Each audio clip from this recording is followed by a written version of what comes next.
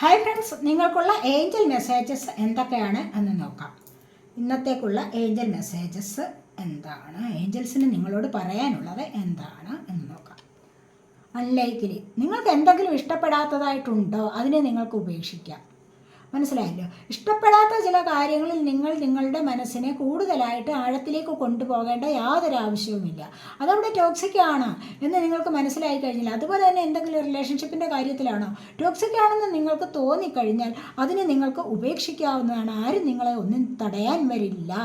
അതുകൊണ്ട് നിങ്ങളുടെ ഇഷ്ടപ്രകാരം നിങ്ങളുടെ ഹാപ്പിനെസ്സിന് വേണ്ടിയുള്ള കാര്യങ്ങളിലേക്ക് നിങ്ങൾക്ക് മുന്നോട്ട് പോകാവുന്നതാണ് എന്നാണ് ഇവിടെ ഏഞ്ചൽസ് പറയുന്നത്.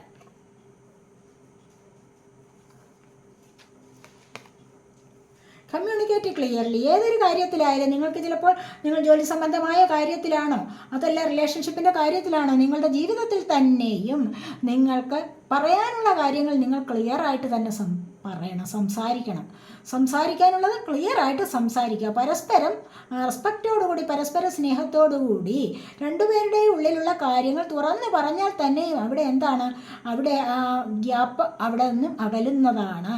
അവിടെ ഒരു സംശയം ഉടലെടുക്കുകയില്ല.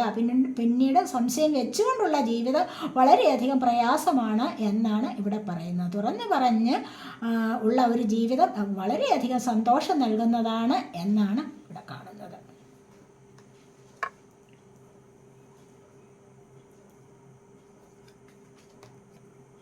വെയിറ്റ് ചെയ്യാവുന്നതാണ്. നിങ്ങൾക്ക് എന്തെങ്കിലും കാര്യത്തിൽ കുറച്ച് പ്രയാസമേറിയ ചില കാര്യങ്ങൾ, അല്ലെങ്കിൽ എന്തെങ്കിലും ചിലപ്പോൾ സാമ്പത്തികം ലഭിക്കാനുണ്ടാവും. അങ്ങനെ ആരെങ്കിലും നിങ്ങളോട് എന്തെങ്കിലും അവധി പറഞ്ഞിട്ടുണ്ടോ, അവിടെ നിങ്ങൾക്ക് ഒന്ന് വെയിറ്റ് ചെയ്യാവുന്നതാണ്. തീർച്ചയായിട്ടും വെയിറ്റ് ചെയ്യേണ്ട ചില കാര്യങ്ങൾ നിങ്ങൾ വെയിറ്റ് ചെയ്യുക തന്നെ വേണം. അവിടെ ധൃതി പിടിച്ച ഒന്നിനും മുന്നോട്ട് പോകാൻ പാടില്ല എന്നാണ് ഇവിടെ ഏഞ്ചൽസ് പറയുന്നത്.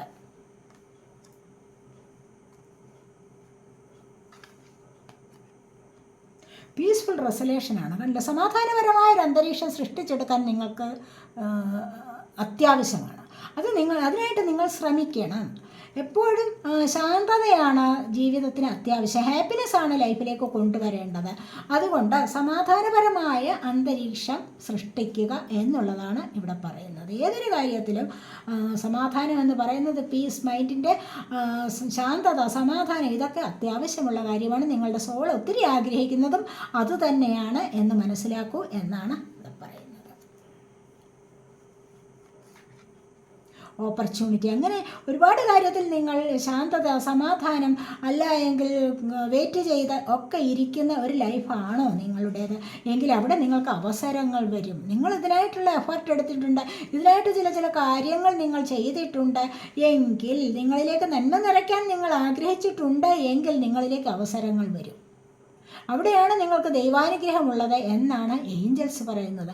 ആ ഒരു ദൈവാനുഗ്രഹത്തിലൂടെയാണ് നിങ്ങൾ ആഗ്രഹിക്കുന്ന പല അവസരങ്ങളും നിങ്ങളെ തേടി വരുന്നത്. ജോലി കാര്യത്തിലായാലും റിലേഷൻഷിപ്പിൻ്റെ കാര്യത്തിലായാലും നിങ്ങൾ ആഗ്രഹിക്കുന്നത് പോലുള്ള സന്തോഷം നിങ്ങളിലേക്ക് വന്നു ചേരുന്നു എന്നുള്ളതാണ് ഇവിടെ കാണാൻ കഴിയുന്നത്.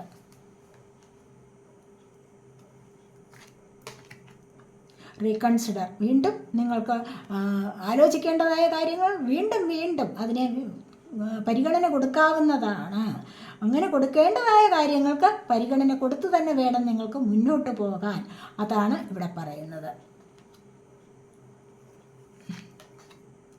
Listen to your intuition. പിന്നെ വേറൊരു കാര്യം പ്രത്യേകിച്ച് എടുത്ത് പറയാനുള്ളത്, നിങ്ങളുടെ ഇൻറ്റ്യൂഷനെ ശ്രദ്ധിക്കുക എന്നുള്ളതാണ്. നിങ്ങൾ മെഡിറ്റേഷനൊക്കെ ചെയ്തു കഴിഞ്ഞാൽ തീർച്ചയായിട്ടും നിങ്ങൾക്ക് ഉൾവിളികൾ ഉണ്ടാവും. ഉള്ളിൽ നിന്ന് തന്നെ നിങ്ങളുടെ ചോദ്യത്തിനുള്ള ഉത്തരങ്ങൾ നിങ്ങൾക്ക് ലഭിക്കുന്നതാണ്. അങ്ങനെയുള്ള ആ ഉത്തരങ്ങളെ നിങ്ങൾ ശ്രദ്ധിക്കുക. അങ്ങനെ ശ്രദ്ധിച്ച് മുന്നോട്ട് പോകുന്നത് ഏറ്റവും നല്ലതാണ് എന്നാണ് ഇവിടെ ഏഞ്ചൽസ് പറയുന്നത്.